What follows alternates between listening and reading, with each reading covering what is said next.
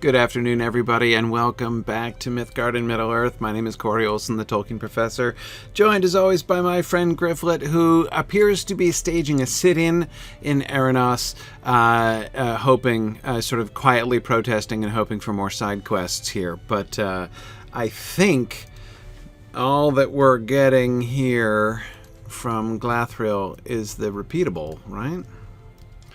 I greet you, friend. Yeah, the one we already did. Right, so that's okay. He's going to give up with good grace and go back and do some more quests in Pelargir here today. All right.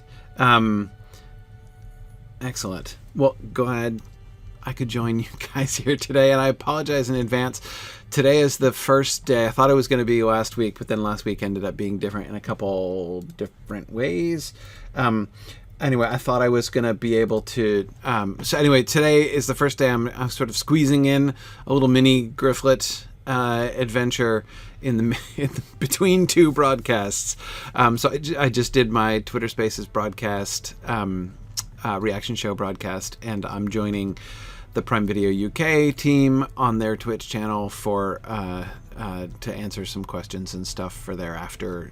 They're doing their watch party right now on Prime Video UK's Twitch, and they asked me to join them to answer some questions after the episode. So I've got their watch party going on over here on my other screen here, kind of keeping an eye on the time because I've got to make sure that I'm headed over there when I need to, but. In the meantime, delighted to get, about 45 minutes or so with you guys, with Gryfflet here. Let's see if we can get done in Pelargir, and we will, yeah. JJ, you think I should pull an Elrond and have a twin brother so I can do multiple things at once? Sometimes I feel like it wouldn't be nice to be cloned, like Elrond got cloned. He had too many jobs, too. Elrond was spreading himself a little thin, so... Tolkien took steps and cloned him. Yeah. Oh, Kendall, what a fascinating question. Let's talk about that. Or like Barriadeers, Drow Snake, indeed. Barriadeers are much the same. Yeah. But anyway, Kendall, great question. Kendall's question was, what is it with elves that they will say both no and yes? Why are they so cautious when giving advice? Really cool question. Of course, Hobbit was standing there before. We just didn't get to talk to him. Yeah, so why are they so cautious? Gildor tells us a little bit about that. Let's talk about that in a second. Hang on, I got to talk to Halberd here. Hey, Halberd. You would follow Aragorn anywhere, and standing here with the smell of smoke on the air and the memory of battle still fresh in my mind, I feel as if I have done so. I did not blanch when he led us through the dim Holt road, nor when we emerged from the mountains with the shades of dead men all around us. Still, I am glad they have departed. It is not natural for such men to linger in the world. An elf once told me that death is a gift for all men, but I did not understand what he meant until today. I think now he was right. That's really interesting. Halberd is having some change of thoughts about death, which I suppose it's a good idea. The appearance of the dead men may weigh heavily upon some others of our company. Golodir in particular seemed distraught by the passage under the mountain. I bet he was. Find Curinir, somewhere to the south of here, and see if he knows where Golodir can be found. The two of them are rarely apart. True. Been true ever since Angmar days. Oh, man. Hey, Mandan. What's up with you? Langlois sent you to check on me. That was quite unnecessary. Well, perhaps it was a little necessary. You see, I began to gather some of the weapons the Corsairs cast aside when they fled, but it was slow work, and I decided my own skills might be better used elsewhere. Man, I know just what you're talking about. Gryfflet has had that feeling many, many times when he has been delegated tasks by rangers over the years, but you know what? It's good. No task is too small for Gryfflet, after all. You know my talent for fashioning and applying salves, of course? I don't even want to think about how you developed your talent for applying salves, but it's all good. There were many wounded folk who could use such treatment, and I will see to them immediately. Anyway, Kellerant was gathering up the weapons already. You're welcome to go down to the docks and help him. Fine. I'll go help him. I'll go do the menial work that is beneath you there, Mandan. No problem. There are no small tasks, only small adventurers. That's exactly it. Just exactly it. Okay. Almost everybody is over here, except for the one who's over there, but that's my vector quest, so I don't need to worry about that. We're all over here right now, so that's where we'll stay.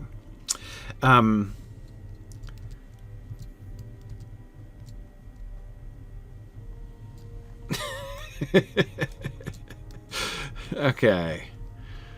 All right. Let's see who's over here. Before I go around collecting swords, I want to make sure I've got all the specific quests. Anyway, sorry. Kendall, back to your war question about elves saying both no and yes. Why are they so cautious when giving advice? What Gildor says about that is that advice is a dangerous gift, even from the wise to the wise, and that's a really interesting thing to say. Like you don't normally think about advice. It's a strange to us, that is, to think about advice. Like, as you say, why should they care? Why should they be so cautious? How does that even make sense? The way that Gildor talks about it, it's like, we have many of our own concerns, right? If they advise Frodo, they're involving themselves in what Frodo is doing. Like, it's a question of, like, them... it really does invite us to think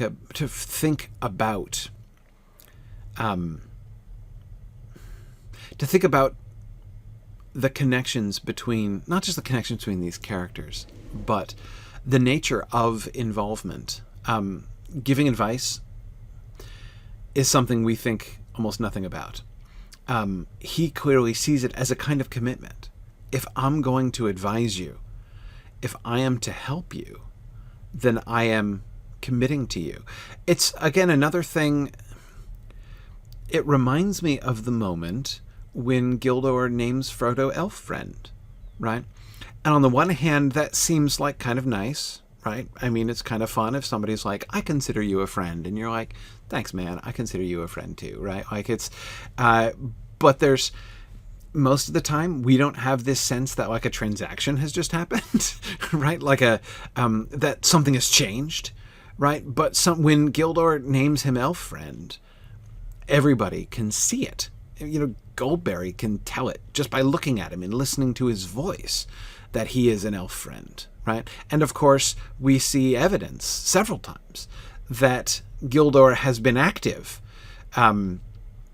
When he names Frodo an elf friend, he does take his part. He does act on his behalf. And like the entire good guys network, right, has been activated in the entire region by Gildor. So it's clear on the one hand, Kendall, even just simply apart from the substance of the advice itself, like the actual words that are said, right? Merely to take that, it's clearly a major step that's being taken.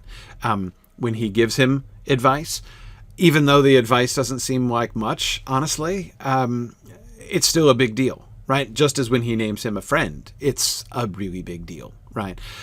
So I think it's one of those, the very strangeness of it to us, Kendall, as you're discussing, as you're describing, it's I think it's a really important effect that makes us pause and stop taking for granted things that we would take for granted, to really kind of see anew things that we again would otherwise sort of normally take for granted. Yeah. Anyway. Right. not idly does advice fall from the mouths of elves. No, it does not, Druid's fire. But anyway, poor Radenir. I'm just leaving him hanging here.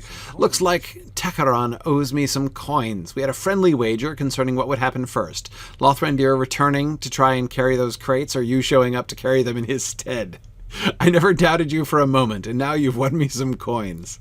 All right, awesome. The Rangers are placing bets on like whether or not I'm gonna get Tom Sawyer into doing all of their tasks again. It was a safe bet, Radenir. I hope you didn't get very long odds on that, or else whoever bet you is a fool.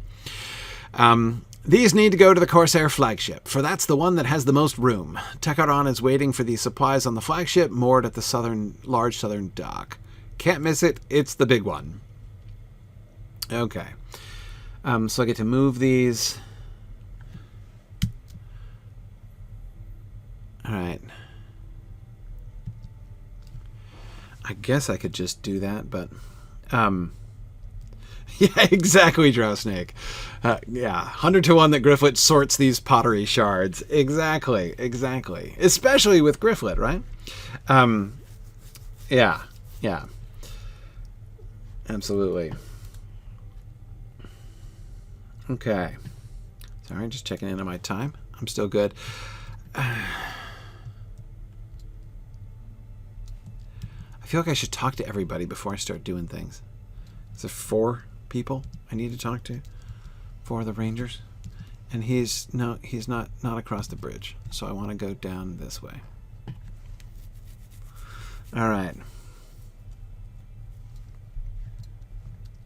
Oh yeah, sorry, Hal. Yeah, I'm not a game dev, so I can't answer questions about plans for the game or anything. Apologies. Just random Tolkien stuff. That's what I can talk about.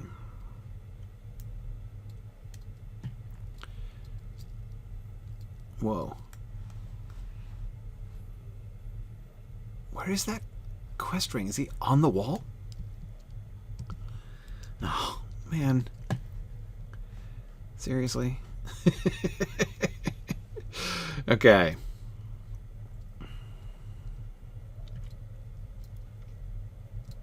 Guess I get to go back up the stairs then.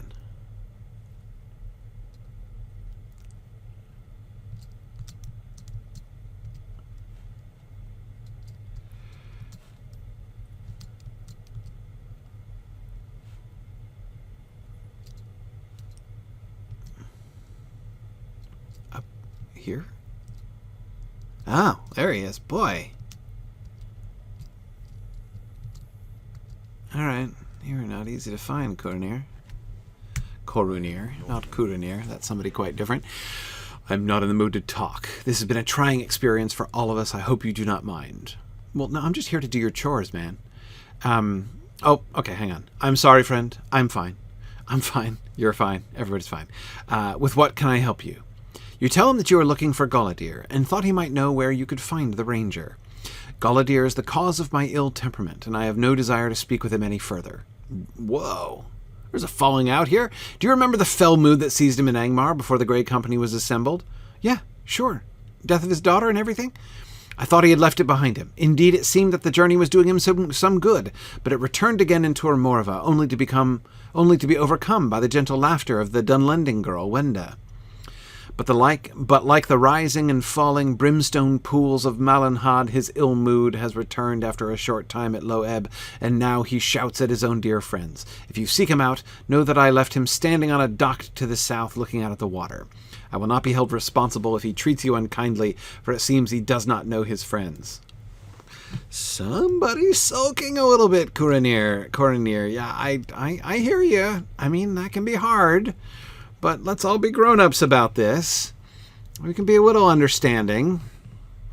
But okay, all right, so he's down there. I can figure that out.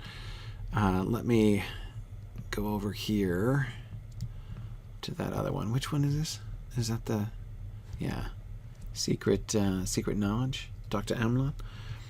Okay, and he's in the market ward? Yeah, right. Okay. All right, I'll go talk to him, and then I'll come back and I'll get crates, and we'll take care of things here. Golodir needs a bit more sunlight, you think? Maybe. Okay, I gotta find a bridge. Here's a bridge right here. I see. Coronir is probably 40, which is the Dunedain equivalent of a moody teenager. Maybe that's the problem. I don't want to, like, blame Coronir and stuff. Like, it can be hard, but still, again, as I say, we can be a little bit understanding, maybe. Okay, no, wait, I need to go straight up this way. I don't need to cross another bridge. There he is. All right. If I never see another crate, it will be far too soon. I've been searching for maps ever since the battle ended. If I ever see another crate, it will be far too soon for me. Hey, look, fortunately, I am still down with the crates, so that's good. I've searched all the crates. The only place I have not yet searched is to the northeast at the very tip of the market board. Well, thanks for narrowing it down for me. I do not think any of these crates will have river maps in them, but search them anyway. Okay. All right. Yeah, why are we looking in crates anyway? Like, whose idea was that? But fine. We'll go... we're right here, so let's look through the crate of goods here. All right. We're looking for the map. River map, so we can navigate better, presumably. Vague memories. Okay. No. Not there. Oh, look, there's a rat? I'm fighting rats. A port rat. Okay. Okay. I'm fighting rats. Why are we fighting rats? No. No, nothing there. Okay.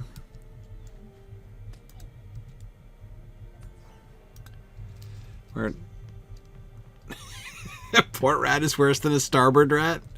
From folded parchments. Okay. There we go.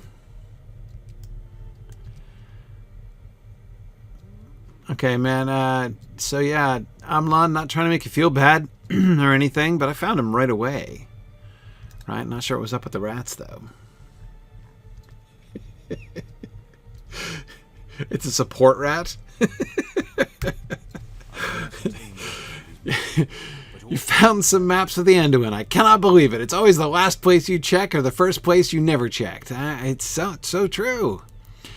Okay, well, I see Pelargir here and Osgiliath up here, which means that these four black lines here must be the Anduin. But what do these marks in the river's course mean? I cannot ascertain anything useful from these maps. I think you should bring them to Orthon, for he is a master of lore and should be skilled at reading maps. Okay. Great. I'll do that. Okay, he's over there. So let us... I'm going to go back and get another crate, since, Gryfflet is not sick of crates, of course.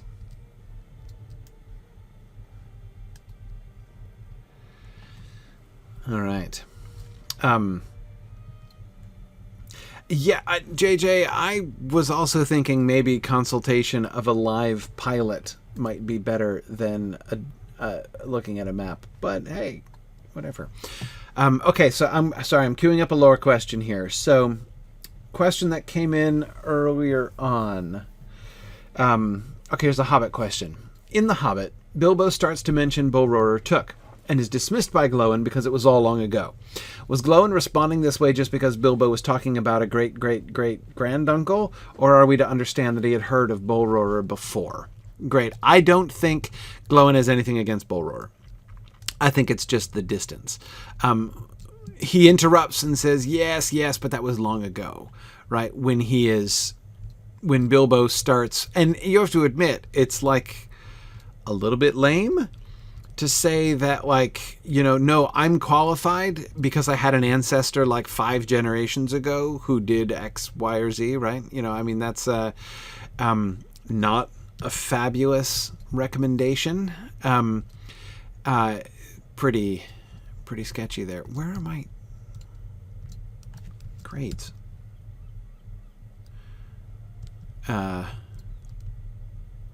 now talked to so many Dunedain, I can't remember which one was. It's true that hobbits have a thing for family history, Kendall, and so I agree that there's a certain understandable charm, right? In Bilbo's feeling, like he feels very connected to the bull roarer in this way. But of course, and it's not that, dwarves disdain. Oh no, wait, I'm back up here.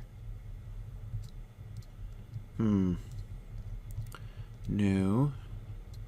Okay, so where did I go? I came down here.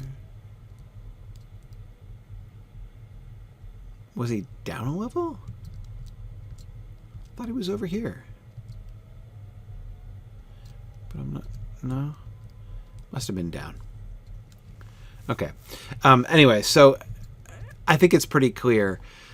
Glóin is expressing the skepticism of the dwarves, which is honestly, like, fairly mild, based on the circumstances. I mean, I love how Tolkien brought that out in the Quest for Erebor. The later content, the Quest for Erebor. The Quest for Erebor is totally the DLC of the Hobbit, and oh yeah, it's right here next to the bridge. Of course, yeah, great. But anyway, so yeah, in the DLC we get a lot more of. Oh, am I carrying? Here we go. We're carrying crates. Can I just say I'm really delighted at the fact that, like, I remember back in the old days, I feel like I used to go slower when I was carrying things, and B, I also feel like it was more common that I had a timer, and like my progress meter was like actually shifting when I was carrying things. That was always really stressful. So I don't mind. If I have to carry boxes around, I might as well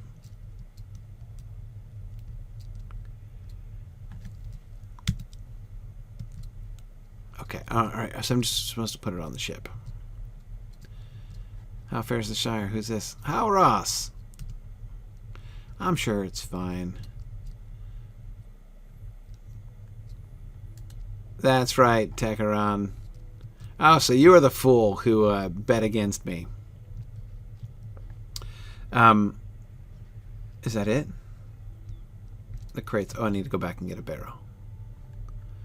Okay. All right. Hauros, were you supposed to put something down?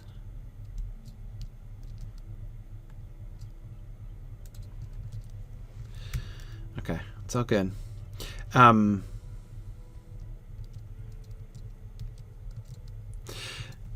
Anyhow, so yeah, I think that the disdain that Glóin is expressing there is really based on his assessment of Bilbo's own personal qualifications. And when Bilbo gives as one of his personal qualifications that he had a great granduncle, who like did something, but he is just totally unimpressed. Indeed, it seems to really emphasize Bilbo's total lack of qualifications, that the best qualification he can come up with is literally like 5 generations removed. I think that's the primary force of that there. Okay, yeah, quick time check. How we doing? Oh, we're good. I'm good. I still got about half an hour. I'm okay. All right. So let's see. Am I supposed to bring the swords back? Where do I bring the swords? Fallen arms. Yeah, bring them back to Mandon. Okay, I can do that. Talk to Golodir. He's nearby. Right? Oh, no, not so quite that nearby. And then I need to go back and pick up another thing. Let's go back and pick up the other thing.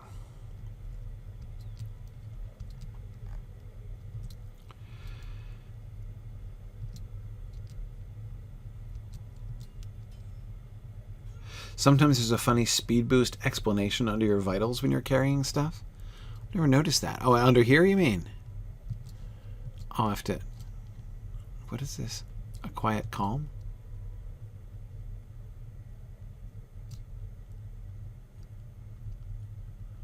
.3% glory gain? What does that even mean?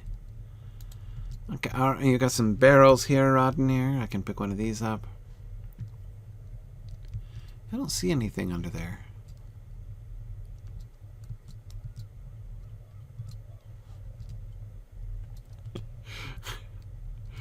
What I love the fact that your stride is shortened, so you make these little mincing steps, but you go about the same speed, which combination has...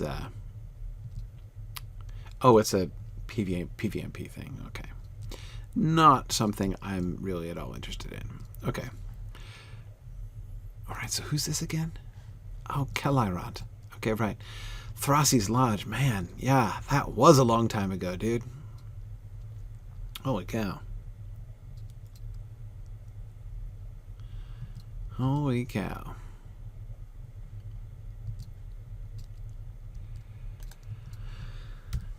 Pains me to see Lothrandir. Did you know that Rodnir and I had a bit of a friendly wager? It was just to amuse us during a bit of tedium, and I do not want you to take it too greatly to heart. What, that you were betting against me, that I would help? You see, I wagered that Lothrandir would return to the city and finish the task of loading the ships instead of you, but I did not mean to disparage your strength or ability. Well, I didn't even think of it that way, dude. Like, I didn't think you were thinking I couldn't carry crates. I mean, surely all of the Rangers have plenty of evidence of Gryfflet's simple ability to complete menial tasks. All know of your great deeds and the help you have provided to us... All know of your great deeds and the help you have provided to us on this journey, on the many, many clerical tasks that you have assisted with. No, I based my wager on how hardy Lothrandir always appears. He chose to live in distant Forachel after all. Such inhospitable places breed stalwart men, and Lothrandir was strong to start. He is the toughest ranger I have ever met, and, well, perhaps that is the reason for my wager. I simply could not believe that Lothrandir's strength could be taken from him, but Saruman has turned him into a shell of his former self. Such treatment in the dungeons of the wizard would kill a lesser man, I have no doubt, but it pains me to see Lothrandir so weak, so tired. I think I wagered against you with the hope that it was not so. I am sorry for taking up so much of your time. I wanted you to know. Hey man, no hard feelings. Totally get it. Totally, I know a bet against me was a bet for Lothrandir. Totally understand. Okay. So I'm supposed to talk to Lothrandir. Okay, so that one's done.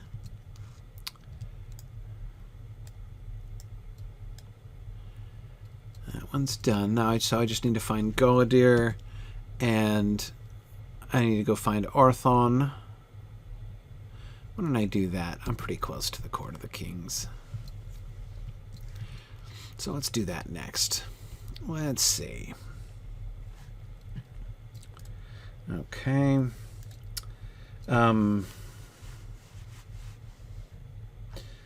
another lore question. Let's see.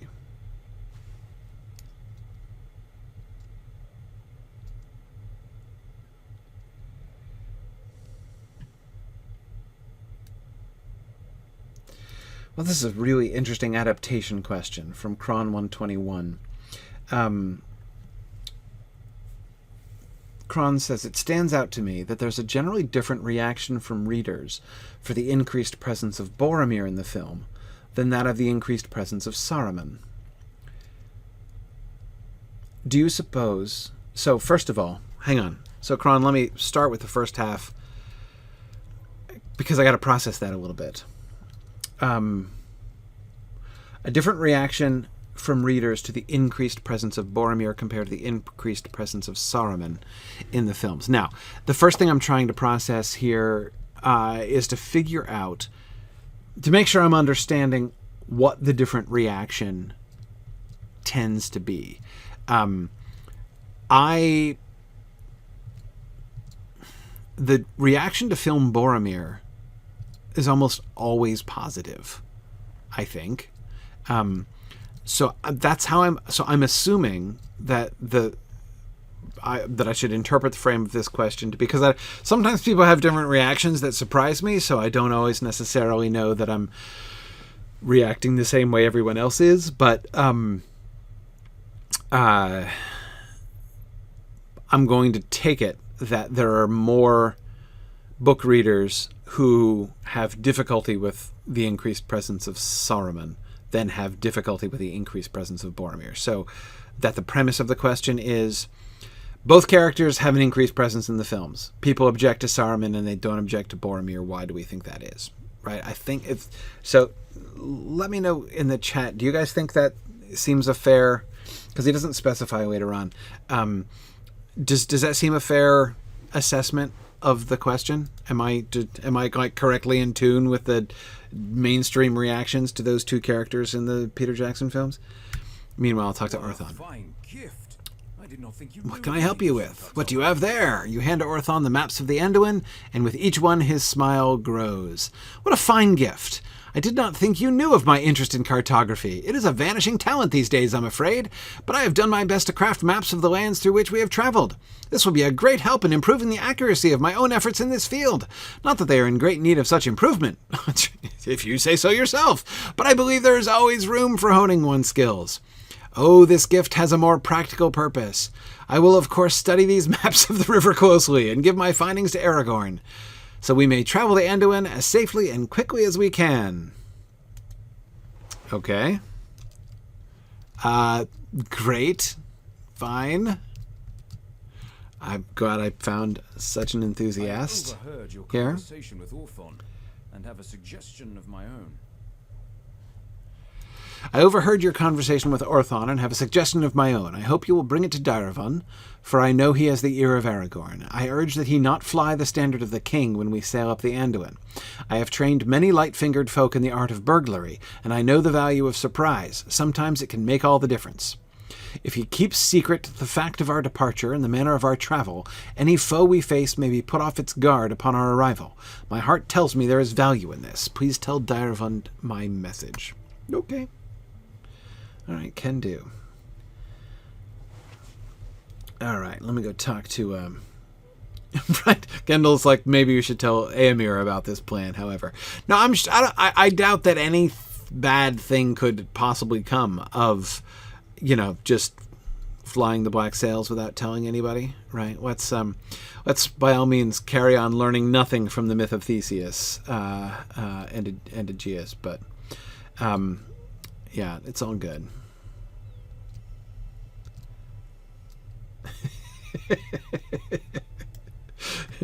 I think he has the ear of Aragorn non-violently. Yeah, I don't think it was any amputation involved. But anyway, okay. So let's see.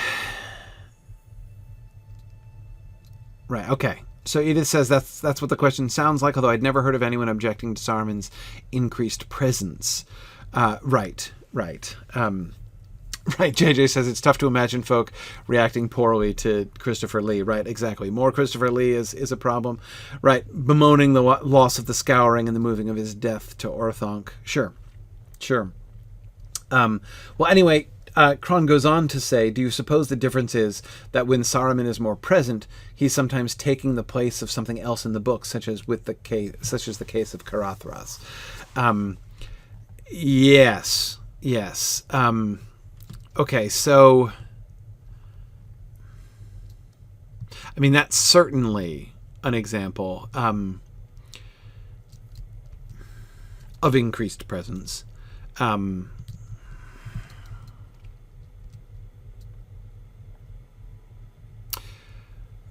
Well, yeah, I mean, so going back to the... Uh-oh. I'm on the wrong path. But fortunately, I'm a burglar.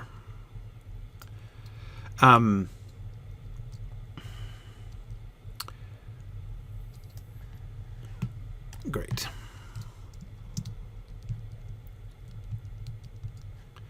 No problem. It won't let me jump. Ugh. Can I jump over here?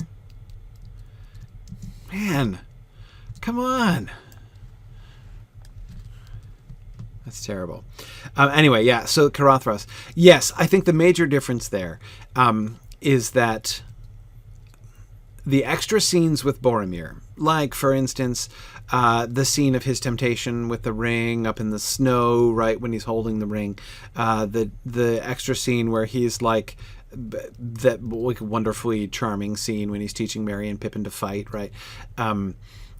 All of those, they're extra scenes. They're not in the book, so they're added, but they're serving only to help to establish ideas about Boromir which are explicit in the book. Well, like, first of all, that he's going to be connected with Merry and Pippin, and that Merry and Pippin like him, right? That's explicit in the book. That he is tempted by the ring, right, is obvious in the book, right? So both of those two scenes, for example, those extra Boromir scenes, are very much in keeping with what we expect to see based on the book. Whereas a scene like Saruman calling down lightning to create the storm, the snowfall there, or the avalanche at Caradhras, is a larger deviation, right? That takes an incident which is described one way in the book, changes how it is done, and attributes it, differently. We just basically remove the character of Caradhras entirely, and just say, like, yeah, it's Saruman, right? Is what we say, and this has an effect which I'm not a big fan of that scene, but I can understand what it's accomplishing, right? What it's accomplishing is building up the power of Saruman, making Saruman into a clearer, like, big villain that needs to be taken seriously, essentially. And that's not a bad thing for the film. Like, that, as far as it's good for us to take Saruman seriously, and not just seriously as a captain, right? Not just like the fact that he's the one who happens to own this army of orcs, right, that's attacking at Helm's Deep, but his personal wizardry, right? His personal magical resources, which again we don't really see, especially since they're doing the whole the breeding of the Uruk-hai and the making of gunpowder. Both of them seem to be like quasi-scientific advances on his part. We don't see him doing wizardry, right? And so, anyway, I that seems to me to be the core difference in this episode, in this distinction.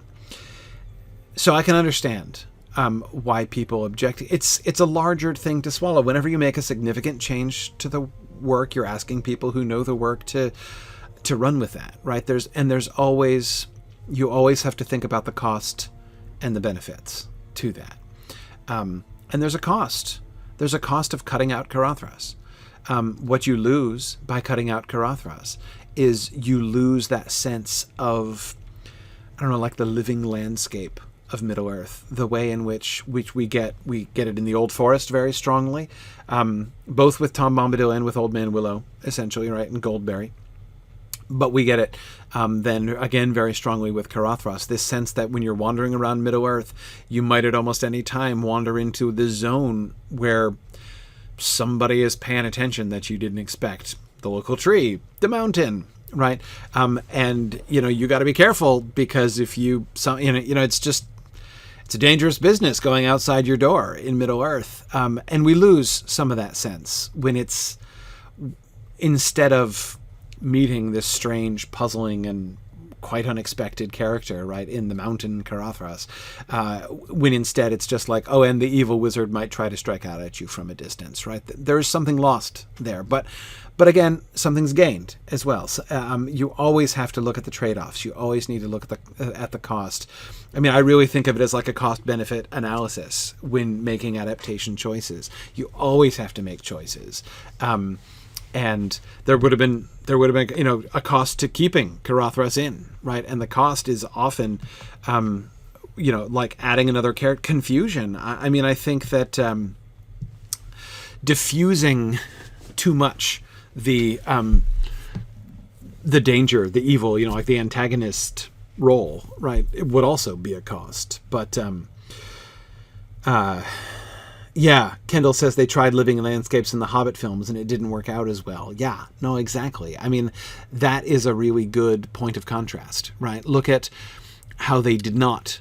Look at the change that they, the change that they made, or the way they handled the stone giants and the hobbits, and it was not very effective.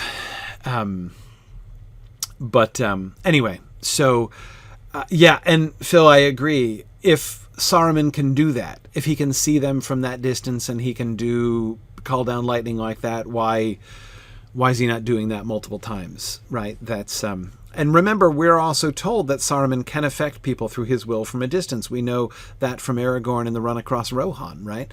So again, this kind of remote attack thing by Saruman is a thing, and it's made obviously very much more sort of blatant and physical there. But again, that's not it's really hard to depict on film, the kind of effect that is described in the March Across Rohan. So, it's a little crude, just as the fireball at Gandalf is crude, as a way of making the threat from Saruman and the application of Saruman's power more visible on screen, right? Not a big fan of the fireball, not a big fan of the lightning bolt, but you can see that there's work that it's doing. There is gain that's happening, even though, as I say, I'm not a really huge fan.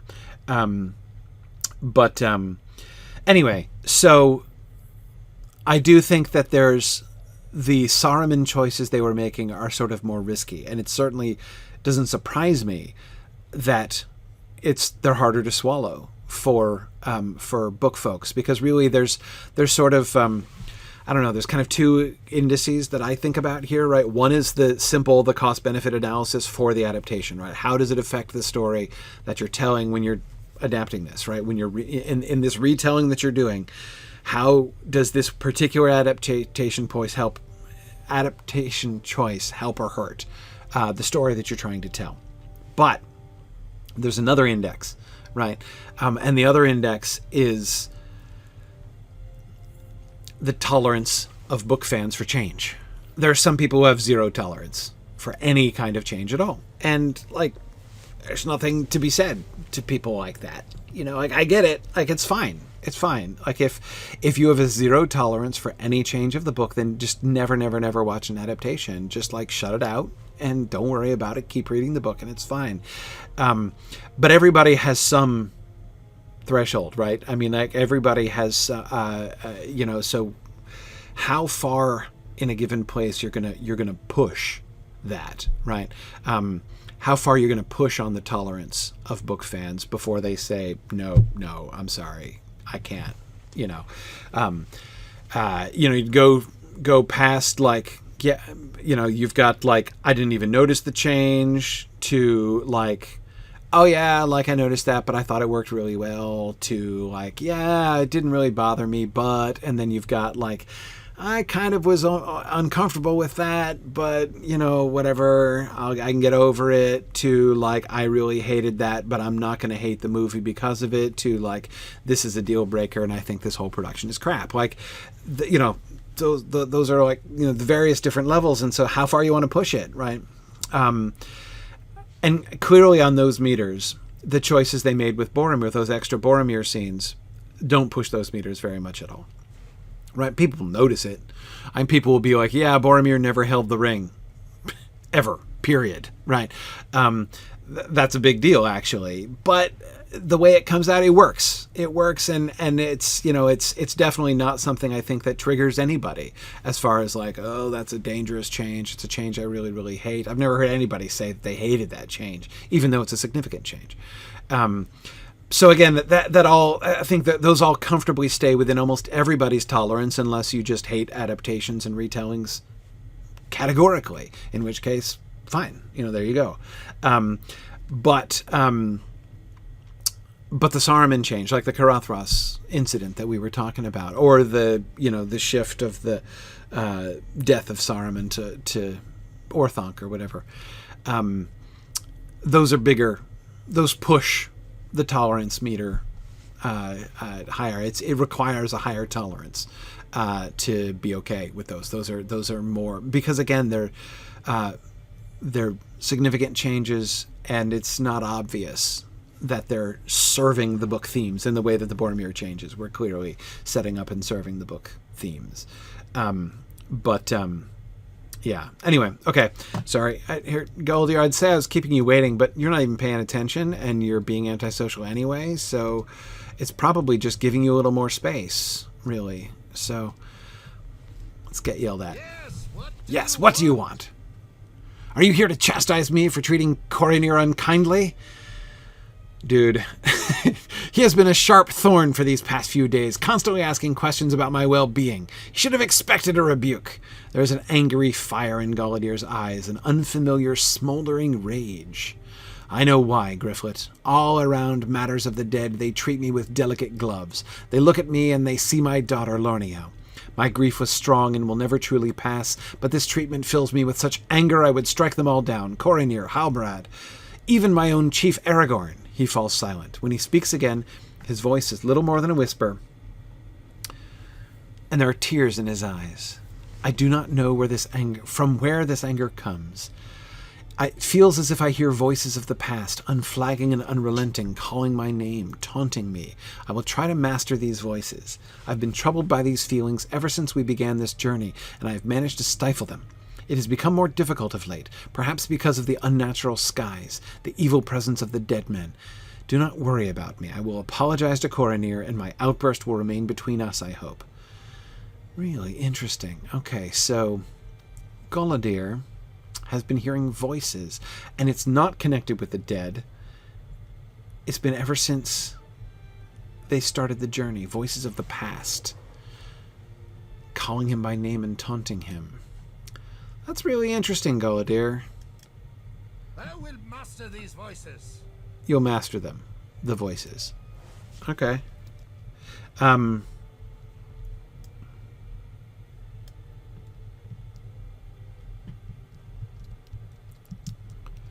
Yeah. Yeah, Kendall says, I'm sure if Tolkien tried publishing another edition of The Lord of the Rings, people would find things to be upset about. For sure. Holy cow. It's funny.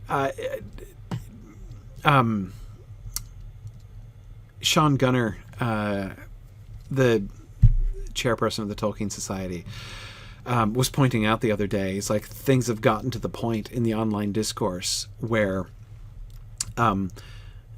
if people make claims about Tolkien, or some of those like Tolkien would never do this, kinds of things, and you point out places where in fact Tolkien had done this or had reconsidered that,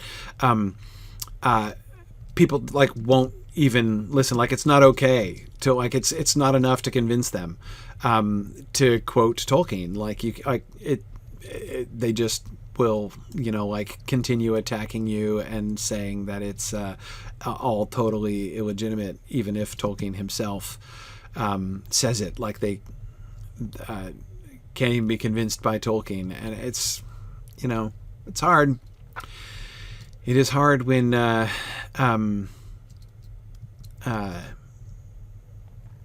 is hard when people are so set against something that they won't listen to anything at all. And so yeah, I see a lot of that. Right, Phil says, I bet there was at least one person who was outraged that The Hobbit got changed. Yes, at the new chapter 5 of The Hobbit, right? Oh, it's eviscerated the story, right? This is there he's gone and he's blown the Hobbit story all to heck, right? There you go. I see you had more success with the weapon gathering than I did. Well, I just had a little bit of patience because they were all right there, and it took me about 15 seconds. But it's fine. It's really no problem at all. I was happy to do it. I know the plan was for us to leave this city, but it's important for us to do so. We should try to help as many of these people as we can. I'll put the weapons in a barrel and take credit for... ask Kellerite where he wants it brought. Return to Langlois and tell him I will be on short rations for the rest of the journey. I will give a portion of my provisions to some of the families the attacks from Umbar hit hardest. Oh, see, you're a good guy, Mandon, so you're not just lazy. Yeah.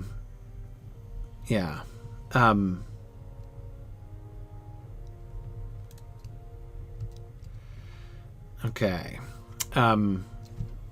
Great.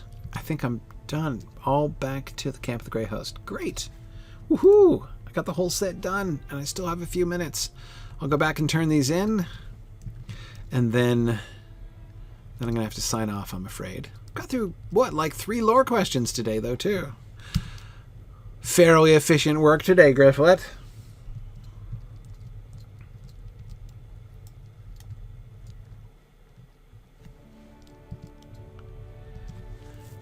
Okay.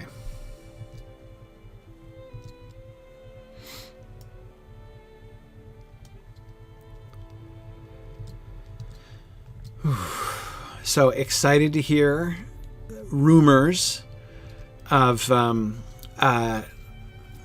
heard rumors that we may be going to Umbar in Lotro. Very exciting. There's only one request, I think, to be made, if that happens, of course, and that is the cosmetics, right? I mean, like, Gryfflet wants a magenta cummerbund, maybe one of those nice green ones, right? Yeah, I want a vest, hairy chest, bright colored cummerbund, and a turban. It's essential, right? Absolutely essential. Yeah, JJX has to feature prominently. I have several requests, right? And I think these are only reasonable requests. Okay, Langos. I hope the task was not too onerous for you. Not too onerous. No, I sent Mandan with Kellerant in hopes that my young friend would be able to keep Mandan in line, but it seems he's still trying to peddle those salves and poultices of his.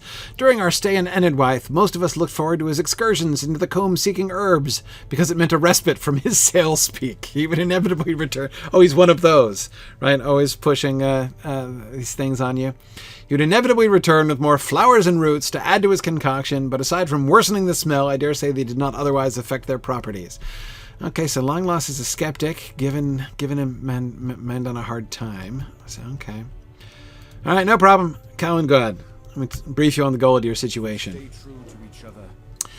Okay, ask Callanglad how he feels about the mood of the Grey Company. I think we're doing fine for the most part. We've been through a great deal already, and there's more hardship ahead. But if we stay true to each other, there is nothing we need fear.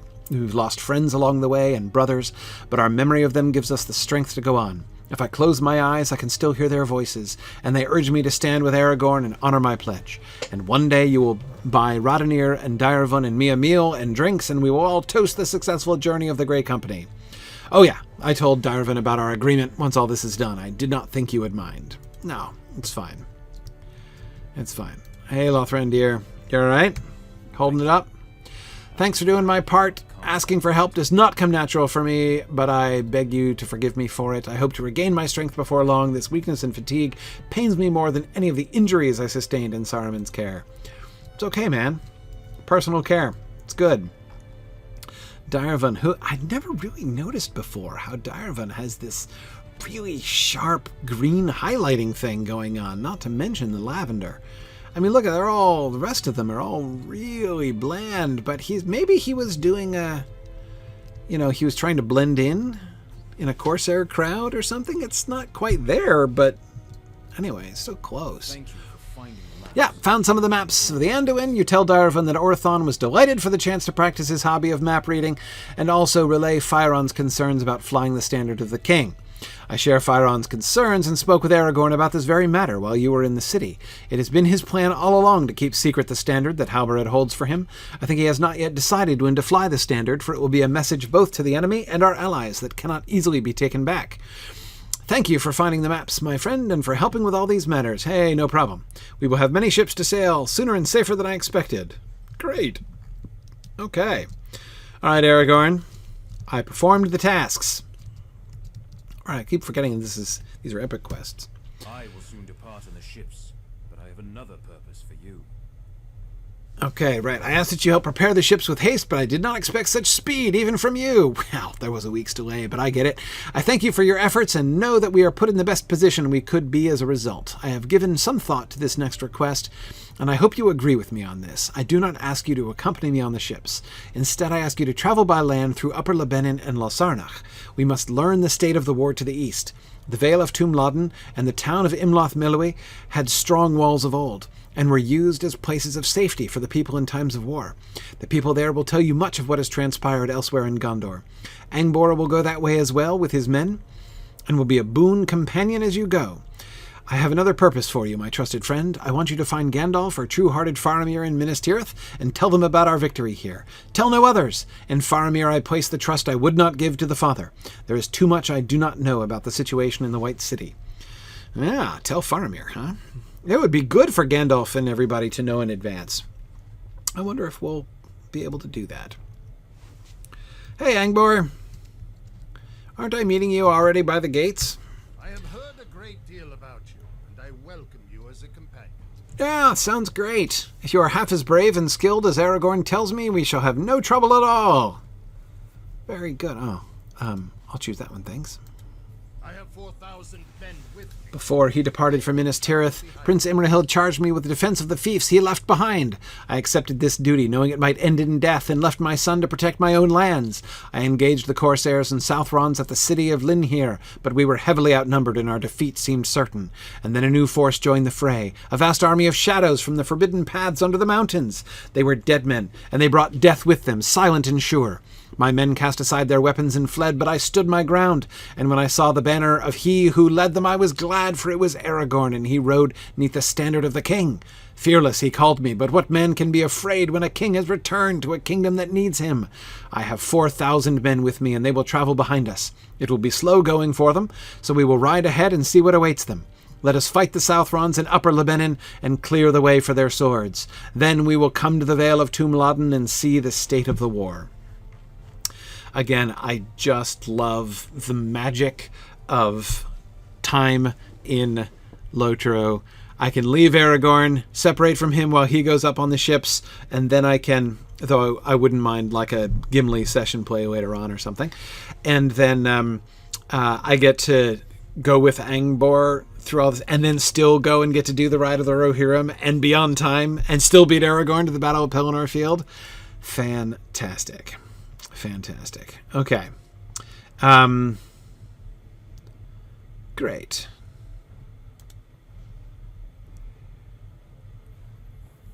Excellent. All right. Well, I had better run. So I'm supposed to defeat Haradrim in Upper Lebanon. So just 10 of them, and then we're good in the entire section of Upper Lebanon. Okay. All right. So I'm meeting. So next time we're gone. We are headed to Upper Lebanon next time. There we are, up towards Tumlodden. So exciting. Okay, good, good.